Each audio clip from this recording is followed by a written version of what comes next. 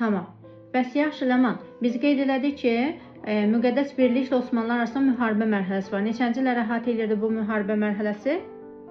1684-də 1686-da Rusiyaya gəlmişdi. Mən təxmini yəni orada 1684-cü illəri. 84-dən başlayır. Neçənci ilə qədər gedir? 1699. 99-cu ilə qədər gedir. Bax, bu müqəddəs birliklə, sırf birliyin özü ilə deməli, baş verən müharibə idi. Amma sizə bir şey deyim, yadınızda saxlayın bunu. Biri də var ki, sizi çaşdırmaq üçün yaza bilərlər. Müqəddəs birlik dövlətləri ilə Osmanlı arasında baş vermiş müharibələr. Belə yaza bilərlər. Müqəddəs birliyin sırf özü ilə, müqəddəs birliklə gedən müharibə başqadır. Müqəddəs birlik dövlətlərlə gedən müharibə də bir başqa bir məsələdir.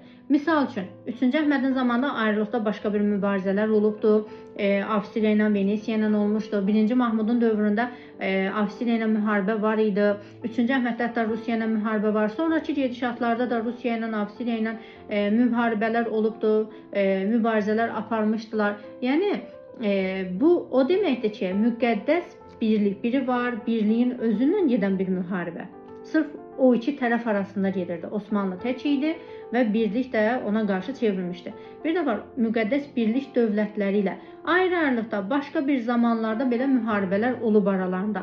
Bir dəfə biri tək mübarizə aparıb, bir dəfə digər tək mübarizə aparıb. Burada hökm deyil ki, o ittifaq mübarizə aparsın. Yəni buna testlərdə fikir verin. Birdən yazırlar belə bir şey və adam düşünür ki, axı müqəddəs birliklə olan müharibə 1684-də başladı, 99-da bitdi. Ondan sonra biz müharibə keçmirik. Amma düşünün ki, bu sırf müqəddəs birliyin özün yox, o dövlətlərlə gedən mübarizəni soruşur. O dövlətlərin apardığı ümumi mübarizələr soruşmuş olur.